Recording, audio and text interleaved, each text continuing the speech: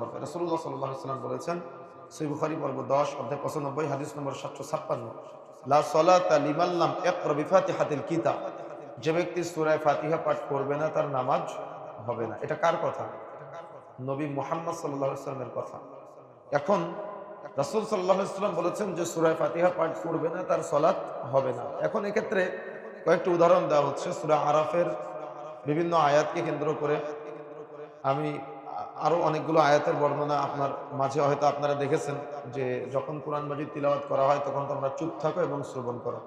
কিন্তু অত্র আয়াতটা কোন সান্নিধ্যে নাজিল হয়েছে, কোন প্রেক্ষিতে নাজিল হয়েছে সেটাও তো জ্ঞান অর্জন করতে হবে।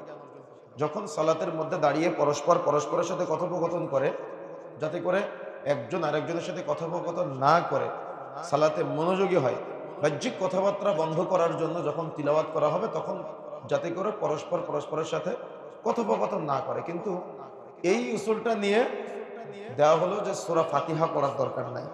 এমনকি অনেক ওলামায়ে কেরাম আছে যারা সালাতে সূরা ফাতিহা পড়লে সালাতকে অগ্রহণযোগ্য বলে, আবার অনেকে ইখতিলাফি মাসালা বলে। তো নামাজ, ফরজ সালাত, সুন্নাত সালাত যেটা আপনি আদায় করেন, স্পষ্ট লাজনার ফতোয়া অনুযায়ী এবং সালাফদের মাসালা অনুযায়ী সূরা ফাতিহাটা সালাতের সাথে খাস।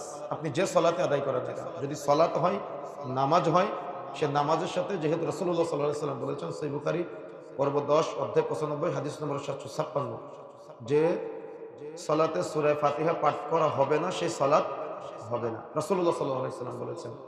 এখন আমি যদি আপনার কাছে প্রশ্ন করি, কোন আমল রাসূলুল্লাহ সাল্লাল্লাহু আলাইহি ওয়াসাল্লাম করেছেন কিন্তু সেটার বিপরীতে সাহাবায়ে কেরাম অন্য আমল করেছে, আপনি কারটা গ্রহণ করবেন?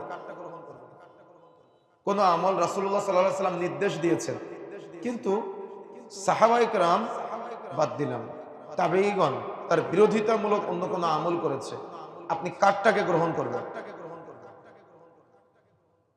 রাসূলুল্লাহ সাল্লাল্লাহু আলাইহি ওয়াসাল্লাম রাসূলুল্লাহ সাল্লাল্লাহু আলাইহি ওয়াসাল্লাম একটা মাসআলা বা একটা আমলের ব্যাপারে গুরুত্ব দিয়েছে, কিন্তু আপনার আমার সমাজের যাকে আমি আপনি সবথেকে বেশি ভালোবাসি আলেম হিসেবে, দাঈ হিসেবে, তার কথাটা রাসূলুল্লাহ সাল্লাল্লাহু আলাইহি ওয়াসাল্লামের সুন্নতের বরখেলাফ বা রাসূলের আমলের বাহিরে। কিন্তু সাহাবায়ে কেরামের কোন আমলের সাথে কিছু কিছু বর্ণনা পাওয়া যায়। বলেন আপনি এই ক্ষেত্রে কার আমলটাকে আপনি প্রাধান্য দিবেন?